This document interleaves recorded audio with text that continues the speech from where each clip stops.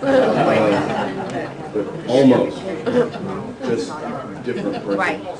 But anyway, this is by Todd Burpo, Heaven is for Real. And here's the interesting thing. I want to read to you, if I may, I'm going to read to you a review of this book by a skeptic. All right? All right? And because, you know something, you read this thing for yourself and you'll have the same reaction. Karen and I, we cried numerous times in this thing. We laughed and here you read now. We just had a great time. Heaven is for real. This is a review by a skeptic. In fact, I'm going to read 2 reviews by skeptics because I want to show you what happens when we try to talk about heaven, when we try to talk about the Lord.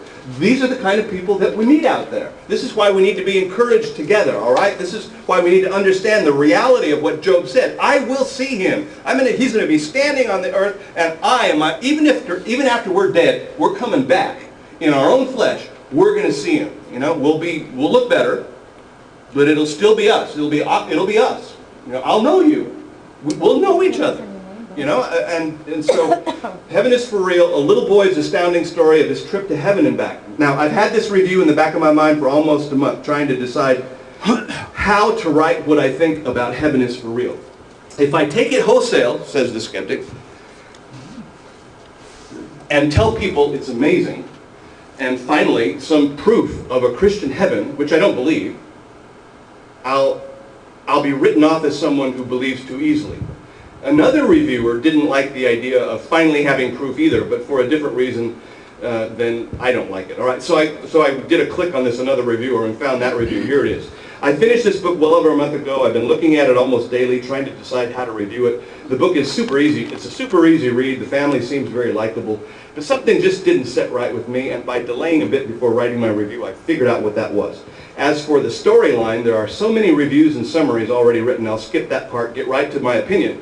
Initially, as I read the story, my thought was, of course this is possible, but is it true? Regardless of whether it is or not, the truth that God has revealed to us in the Bible is adequate for me to believe that heaven is for real. And folks, we believe that heaven is for real. All right? But the point is, there are some who have been to heaven and have come back. Give me an example. Don Piper. Well, I was thinking of biblical examples, but who is that guy? Elvis. 90 Minutes in Heaven, that guy. That guy. All right. Somebody read that book and review it. But Paul himself, if he was referring to himself, he says, I don't know, there was a man and he was caught up to the third heaven and I saw things that I can't even tell you. I am not allowed to report. Well, I think God's kind of changed his mind and he's let some come and he's letting some people report now, if you will. All right, anyway, is it true? But the Bible is all I need to believe that heaven is for real. As the reviews began accumulating, it struck me that many people who reviewed this book seem to be putting as much credibility on this book as they do on the Bible, perhaps even more. And that's where my real problem with this book lies, the danger for people to believe that finally we have the evidence we needed to believe in heaven. I didn't need it. I didn't need more evidence to believe in heaven. I just want to get a glimpse of what it's like. That's all. That's all. And I think about heaven a lot. I know you all do too.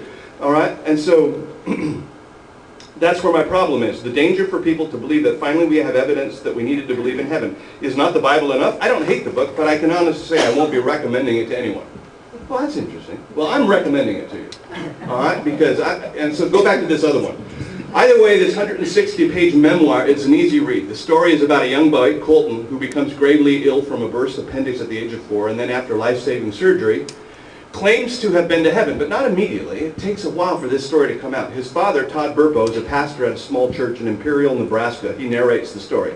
And after a series of bad things happening to the Burpo family, so much so that Todd's congregation begins to call him Pastor Job, things finally start to settle down. The family goes on a trip, partially in celebration of having survived that horrible year so far. Then during the trip, Colton gets sick, and eventually the parents decide to take him to the hospital. The doctors rule out appendicitis almost immediately. They try a lot of other things. But Colton keeps getting worse and worse. Finally, the Burpos move him to another hospital where the doctor takes one look at the kid, tells him it's obviously a burst appendix, and that if they don't perform surgery immediately, Colton will die. So Colton has the surgery, miraculously survives, and then sometime later tells his father that during the surgery, he visited Jesus in heaven.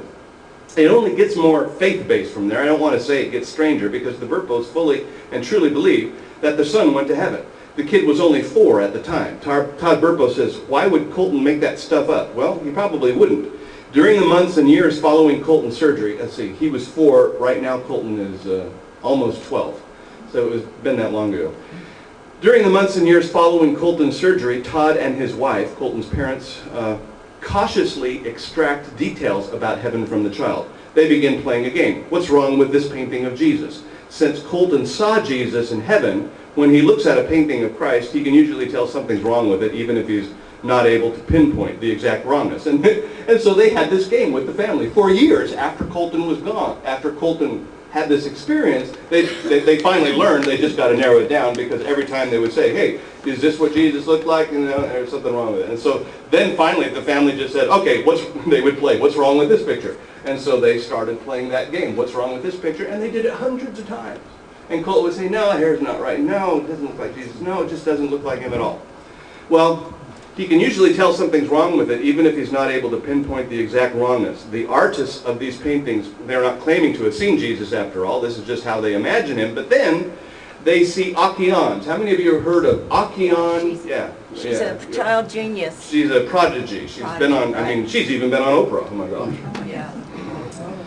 She's 13 years old now. 13 years, No. actually, No, yeah. she's older than that. She's a little bit older than that now, I think. Yeah, she was about 6 or 5 when she started doing this. Well, when she was 8 years old, was that 8 or 6? When she was 8 years old, she had a vision of Jesus. Akian is a child prodigy who also claims to have been to heaven. And had seen Jesus, and she painted him.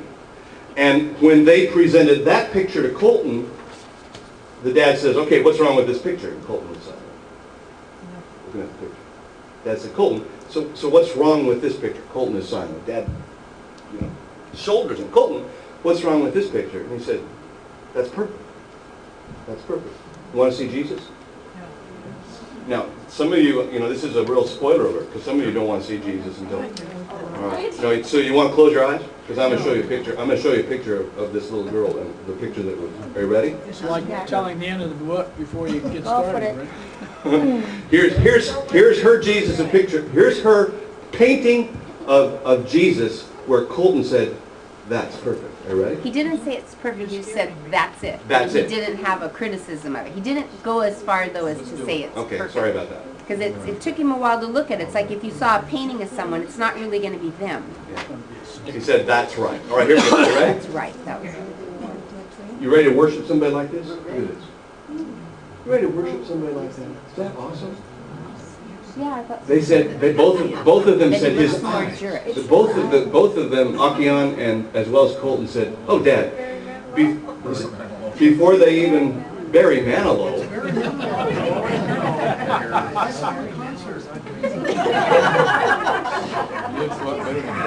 God, you just ruined it for me. Who did that? Out of here. Anyway, hey. Here's the incredible reality of Scripture. Someday we're going to see a man like that standing on earth, and we're going to bow down and we're going to say, my Lord and my God. That's the incredible reality of Scripture. Someday you're going to see somebody like this, and it's just, your heart is going to go, that's him. And this little girl painted it? This little girl painted that. Now Colton comes back from heaven, he's kind of trying to describe, his parents ask him stories about, well, maybe it tells it, and I didn't read this review entirely. Let's go on with the review.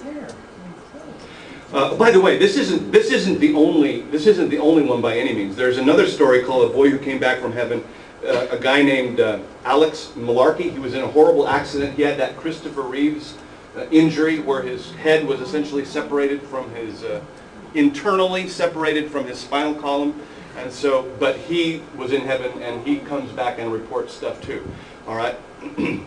Maybe God presented himself to Colton in a way he knew Colton would understand because the family is a Christian. I don't know. Maybe it's true. I can't tell them it's not. But I'm more like doubting Thomas. I'm unlikely to believe it if I can't see it for myself, says this reviewer. I believe in heaven, but I don't know if I believe that people can know what's in heaven before we get there ourselves for good. If you're a Christian who believes in miracles and likes happy endings, Heaven is for Real is a good read. If you're not a Christian but like reading about unexplainable by science recoveries and don't mind strong Christian overtones, ooh, watch out for those strong Christian overtones. Oh my God, you got to protect your mind from that kind